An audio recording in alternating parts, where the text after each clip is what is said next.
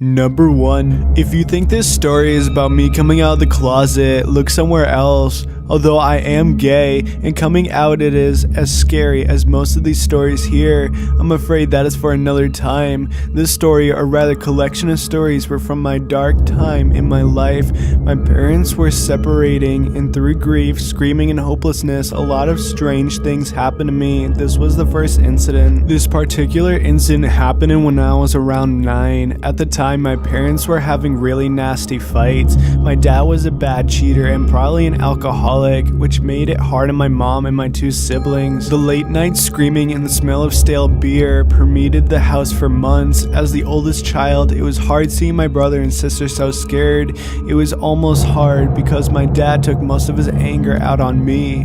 Nothing too abusive, but just enough to give me a case of anxiety. Anxiety is never fun at any age in life, but at 9 it's terrible. 9-year-olds aren't supposed to worry about stuff like this, so as a way of calming my anxiety, I would tuck myself away in my parents' closet. Their closet was pretty big. It had 2 doors. The one on the left was my dad's and the one on the right was my mom's. I would crawl into the corner of my mom's side because she had a lot of dresses tucked underneath in the corner, and these dresses made me feel safe and protected. From my view of corner, I could see all the way to the end of my dad's side. The transition from high heels to work boots was immediate, and I could faintly smell my mother's perfume mixed with the smell of the bar.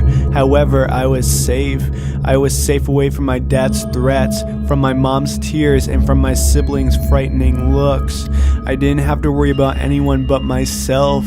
In here, I let my mind wander. What would it be like to have a different dad? A dad who cares for his family, who doesn't stay out late, who cherishes the love he already has. Deep thoughts for the 9 years old.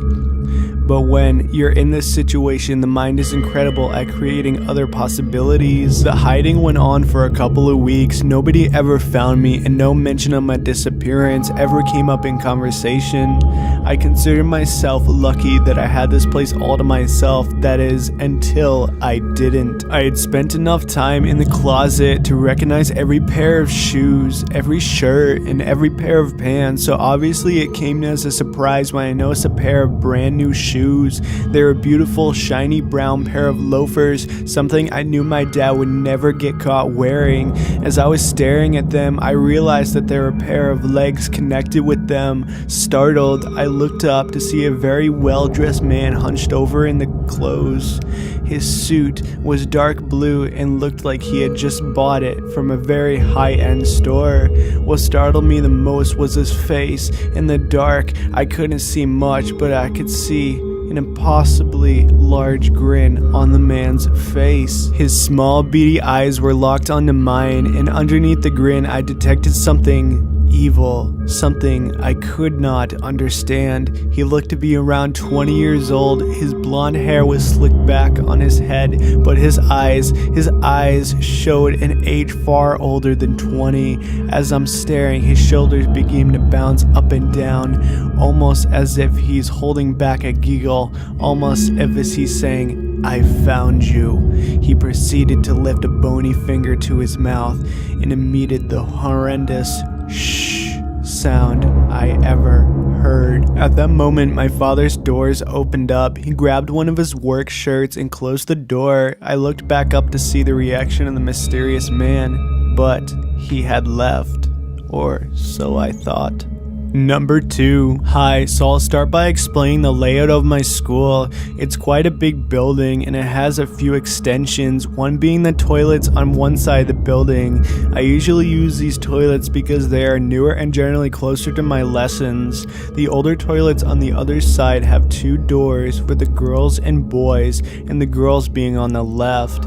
The windows in there look out to the PE fields. Just to note, the old toilets aren't actually really It's just that we call it because compared to the new ones, they are old. Today, the newer toilets were out of order, so me and my friends went into the girls' bathroom. I didn't actually need the toilet, but I didn't want to be left with the few other girls in the bathroom alone, so I went to a cubicle anyway.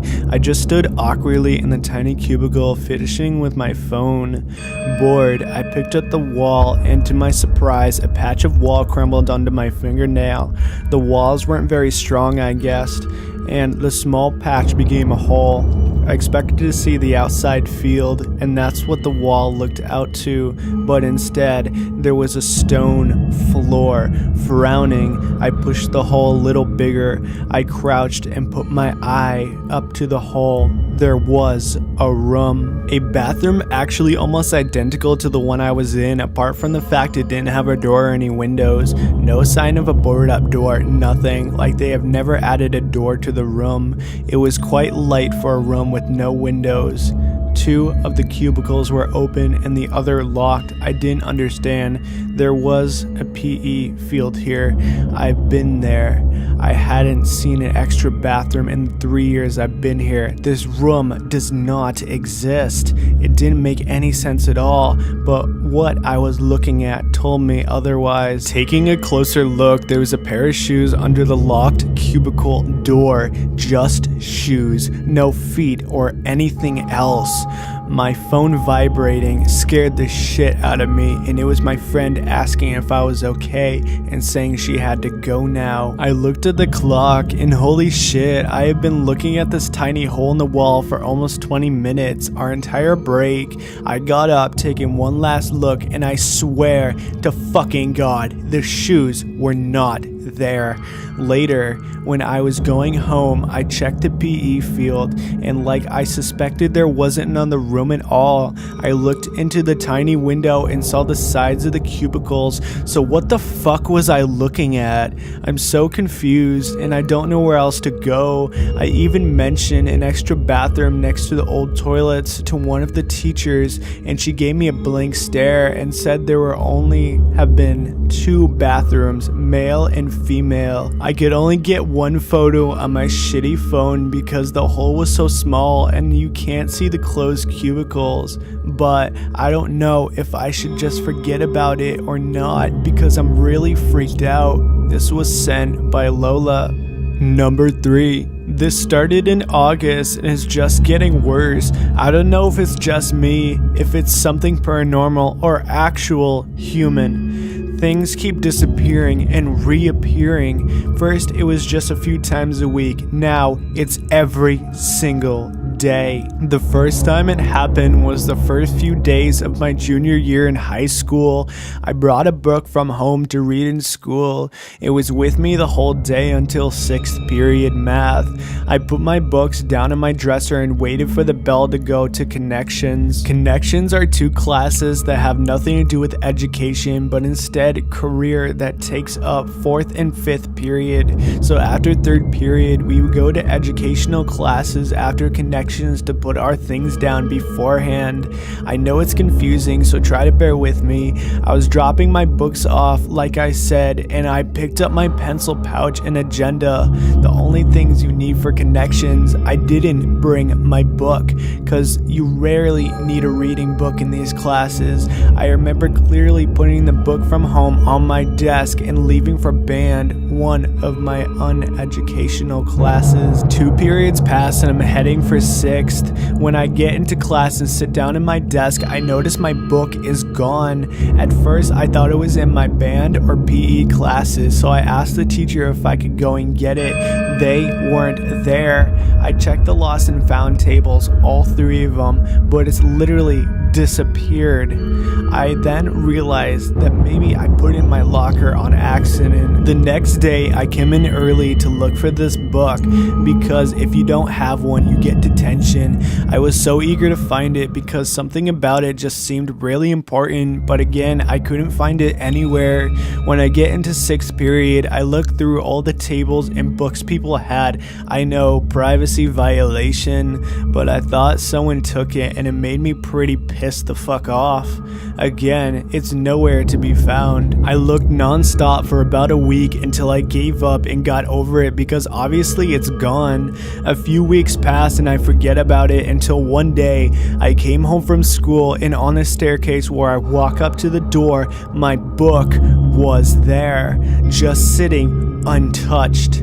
This was a bit eerie to me, but I just picked it up and went inside. The next occurrence happened in my lunchbox. I put it in 6th period and it disappeared. A few weeks passed and it ends up on my bed when I get home. This kept happening to my school books, folders, and binders. They all just disappear at school and then reappear somewhere in my room or in the front of the door. This got really repetitive and annoying. Soon, things from my house, like my crosses on my walls or my clothes, would disappear. This wouldn't just happen to me, but to my siblings and parents as well. I remember I had a chair I kept in my closet because there were nowhere else to put it, and it didn't go well in my room. Sometimes it would show up in the mornings next to my bed, facing me with my closet wide open. I would put my sweatshirts or jackets down. When I turned back around, they'd be gone. Then when I go upstairs, they'd be back in my room. I didn't know what happened, and I still don't know what's happening, but it started to get really creepy. Food is disappearing, money, blankets, even little knickknacks. They all end up in my room. If you have any sort of conspiracy, I guess, or solution to what's happening, please tell me. I'm sick of losing everything, then getting it back at once. Number 3. Surprising to my viewers, this story is actually my own. When I started doing these scary videos and narrating them down in my basement in my studio, a lot of weird things have been starting to happen. Just recently, actually, as I'm recording this video, 2 minutes ago, some raindrop fell onto the floor, but with no explanation, and as soon as I looked out of the hallway, my entire hallway, the light was off, like the breaker had died. It does this sometimes, but it was just very ironic. Other times on my first video, I started getting creeped out when I was doing my videos, so I actually went upstairs, and as soon as I went upstairs, I was halfway up and I heard this huge bang, and I had no idea what it was, so I hauled ass upstairs and I opened the door, and as soon as I came into contact with the last step, I heard this huge cowbell, like that cows use, well, that people use to herd cows or call them back from the fields. It was very weird. I know that's very weird to hear a cowbell and out of the ordinary, but that's what I heard. I called my friends immediately and they tried to tell me and reassure me that it was nothing. My friend actually came over because he does the art for these videos, and when we were down here recording, the same exact thing happened. The lights went off and we were both very creeped out. We went and we started messing with the breakers and nothing happened. All of a sudden it just went back on. I know this may be nothing, but a lot of things have been happening. Like before, when my friend was coming, I was up in my parents' bathroom charging my phone. I know that's kind of weird, but my phone dies a lot. And I heard this huge thump going down the stairs, like someone had thrown a box and it was slowly going down the stairs, and it was very creepy. I went over there and I saw absolutely nothing. I don't know what's happening, but it's still nightmare fuel, right? Just a disclaimer, all of this happened when I was home alone and my basement is very creepy. As I said, when the lights go off, they would go off by themselves, and it's pitch black, and you have to go all the way to the back of the hallway to turn on the light, and when you try to do that, it doesn't work. Number 5. The day I moved into my new home, I knew I wasn't alone. Something was already there with me. I know, cheesy thing to say, but there are several things living here with me. One time I got a glimpse of one. I started crying and bawling. I called my mom, yelling random gibberish into the phone. Mommy, blah, blah, blah. Mommy, what was that? Mommy, help me. I'm a grown man. That's besides the point. I'm on the verge of suicide. I never get any calls anymore. My parents or friends don't answer my calls. They all assume that I've just gone clinically insane. No, no, they don't know what I see. In fact, I see one right now. I can't imagine what it could possibly want from me. For some reason, every time I try to open my window or door, it's slammed shut. Several lights in my house are unable to be turned on. Almost everything electrical, besides a few lights, are not working. Perhaps you know what these things look like. Well, you know that old creepypasta, The Rake? Well, it looks kind of like that, only extraordinarily tall, and appears to have bloodstains / dripping blood around its pelvic region. Anytime I look at it, it vanishes. I was on the verge of consciousness and sleep when I saw one crawl up my bed. As soon as I shot up and let out a small whimper, it was gone. Now, when I said extraordinarily tall, I meant about 8 feet tall and extremely skinny, ribs only fully exposed. They always appear to be smiling, and their eyes are just a little black dots about the size of a dog's eyeball. It's always nighttime. It hasn't been day since. Fuck, I don't even know. When I look out the window, all I see is them. I've come up with a name for these things. God, I know what you're looking. I know what you're thinking. Who would name a scary creature living inside their home a god?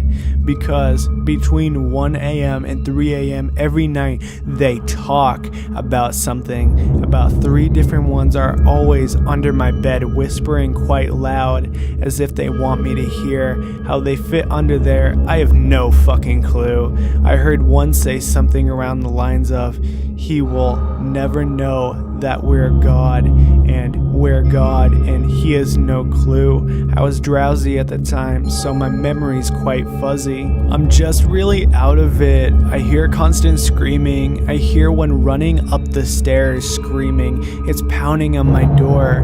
I know where God is taking me. A few nights ago, I heard them under my bed whispering again. This time I heard it say, "I'm taking him, okay?" One states, "Where?" Another questioned, "Back to torture."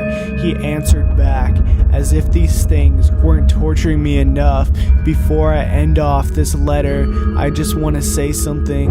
The God you think is here is long gone, and these things are God. The next time you hear creaking downstairs, go check. It might be a surprise.